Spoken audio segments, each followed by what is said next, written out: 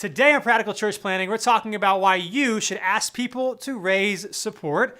And also don't forget, this coming Monday, December 10th, we're releasing our very first course, Practical Preaching. You'll want to get in on that early because after the first week, the price goes up from $59 to $99. So mark your calendars, Monday, December 10th, Practical Preaching releases. Get in on the deal before the price increases forever. Buy a gift for yourself or someone you love so that we can preach better sermons together. Welcome everybody to Practical Church Planting, where in 15 minutes or less, we'll give you practical tips, advice, and encouragement to help you plant and grow healthy churches. My name is Brian Androsian. Joining me is Dylan Dotson, and today we're talking about 3 reasons why you should ask people to raise support. Specifically, why you should ask your staff to raise support. Yeah, so I don't know if anyone else is like this, but I know for me, a lot of times I'll have ideas or I won't have ideas, and I'll hear someone else, someone in ministry, pastor, church do something, and I'm like, oh, like that's a great idea. Like almost like it's like permission to do it. Right. And so I've found in conversations that I've had a lot of people that specifically lead pastors never consider or think about asking other people to raise support and have them join staff, right? Because you can't afford to pay them. The church doesn't have the money, but you have stuff for them to do that they could do. Yeah.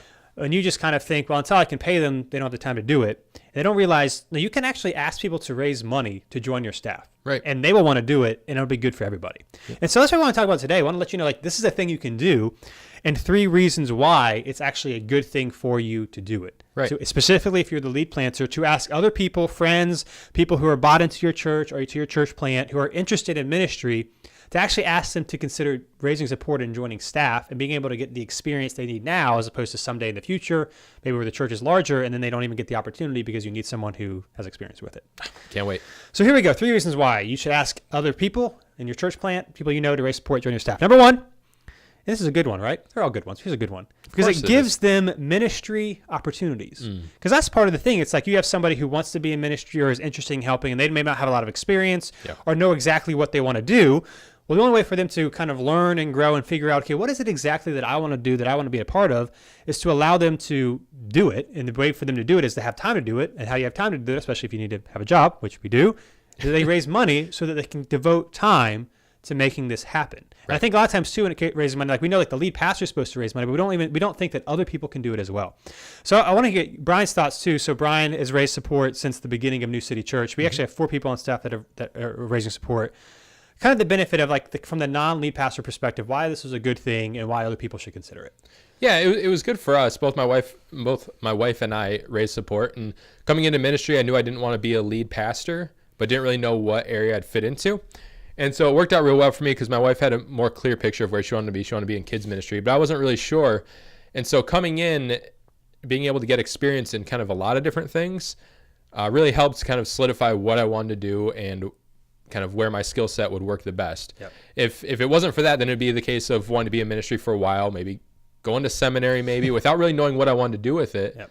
And then kind of being behind the 8 ball and having to try and find work without experience and without really the training in the church world that I would need. Yeah. And so I think, again, it's a great thing, not just for the church, but it's also great for the person so they can grow and figure out exactly what they want to do, what they like to do. And it just gives them the opportunities that they want and that the church needs other people to do. Yeah. And so when it comes to this, again, one of the biggest reasons why it's important is because it gives people opportunities. And most people, just like as a lead pastor, maybe you didn't think, oh, I should ask other people to raise support. A lot of other people don't even know that's a thing either they could do too. No, that's a good point. And that was kind of the case for us. I came to, when we kind of were in the staff talks with Dylan and with New City, it was case of I know I want to work at a church and I want to be in ministry, but I don't even know how that works. Right. Because obviously in a church plant, you don't have a lot of money. You don't have money to hire a big staff, at least in most cases. And so I didn't know how that would work. I want to be in ministry, but I had to come to them and basically be like, what should I do? What should I do? And so given the opportunity to raise support is really the only thing that made it all possible. Yeah. So that's the first reason, is that it gives them opportunities to actually grow and figure out what they want to do. Yeah. And it's good for them. It's good for the church. Number 2, and that this is a very low risk for the church. And here's what I mean. When you hire somebody, then you have to have those conversations if they're not doing well. Firing them is more awkward and it's difficult because you're hiring somebody to do a job and, there's some risk involved. When someone is raising their support to gain experience and to do things, like there's not a lot of risk on the church's end. Yeah. If it doesn't work out, then it just doesn't work out. And there's no, they transition off. And if it does work out, then it's just nothing but awesomeness because they learned and that they grew, and that you're not spending money. The church is not, spending money on someone they're not sure. Maybe not sure of, but they're not sure like what exactly they're going to be doing, or not exactly sure what that person wants to be doing.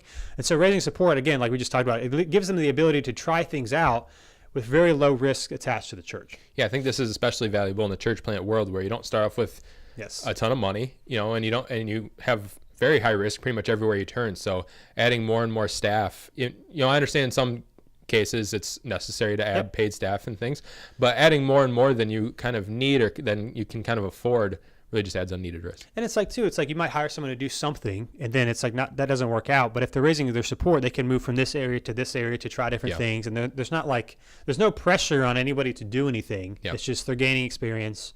The church is getting more stuff done because of them, and it's just good all the way around. And there's not a big commitment from the church perspective, we're going to hire somebody, because there's a lot that goes with hiring somebody. And if you're not sure, maybe you just met someone or they don't have a lot of experience, it's more of a risk to hire someone as opposed to raising support and letting them try it out and see exactly if they're a good fit and what they want to do. Yeah, and especially if you're looking to right around launch time, you may not have a lot of experience working with many different people that you'd be prospectively hiring, unless they came from the same church that you came from or something like that.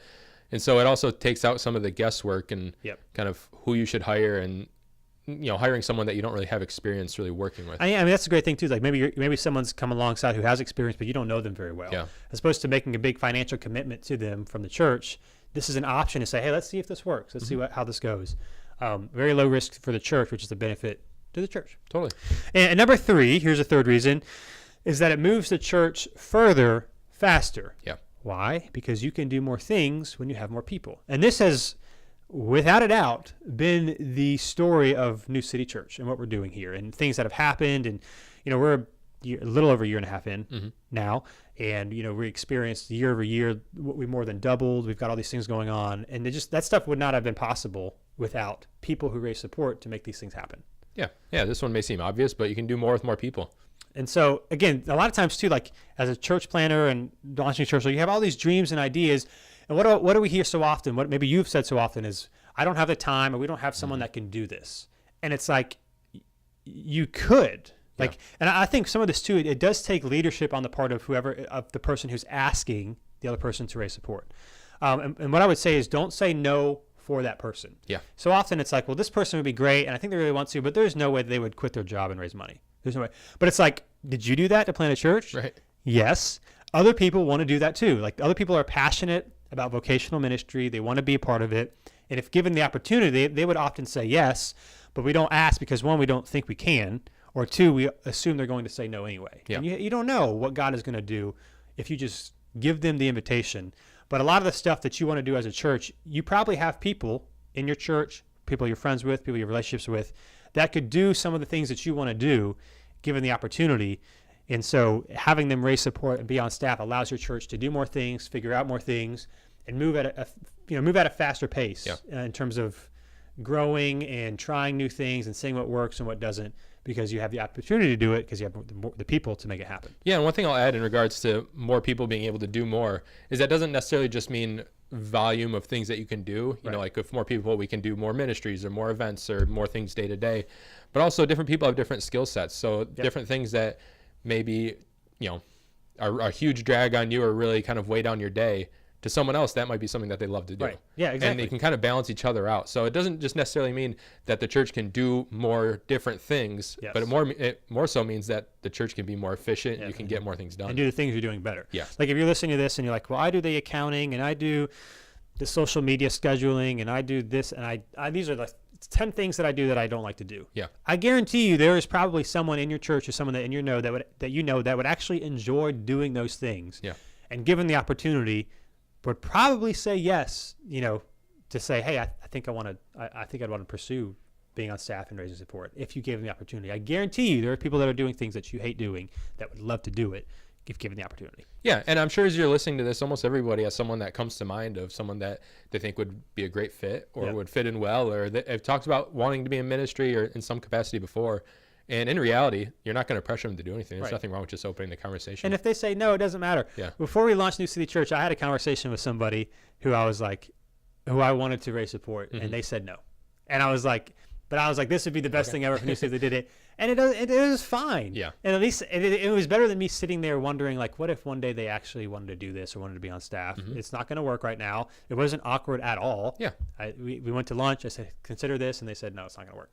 And that's fine. It's not a big deal at all. And so, and the worst thing they can say is no, which it's not even that big of a deal, especially if you know them and you care for them. And so, again, with this episode, the 3 reasons why you should ask someone to raise support to join your staff gives them ministry opportunities, very low risk for the church, and it can move the church further, faster. And just, again, I want you to know as well that this is a thing that churches do, that we do it, other churches do it, that you can actually ask people to raise support to join your staff, and you would be very surprised to see what they say and what God does with it. Yep. So, hey, thanks for being with us today on Practical Church Planting. As always, you can go to practicalplanting.com/questions. Questions. We'll talk about questions in future episodes that you submit. And also, just a couple of days away, Monday, December 10th, the Practical Preaching course is being released. About to drop. So make sure you're on it in the beginning, the first week, before the price goes up forever. Yes. Forever. And it'll be awesome. Christmas gift to yourself or to someone you love. That's right. Thanks for being with us. We'll be with you next time on Practical Church Planting. Thanks so much for watching this episode of Practical Church Planting. Whether you're watching on Facebook or YouTube or Practical Planting, wherever you are, whatever you're doing, make sure you like or subscribe or do whatever it's telling you to do or should do on that platform. And hey, if you are so tired of looking at our ugly faces, but you're not tired of listening to our beautiful voices, then you can find our podcast if you just search Practical Church Planting on iTunes or Google Play. Make sure not to just find it, not just to listen, but to subscribe. Make sure you subscribe. Brian, tell them to subscribe. Subscribe. See you next time.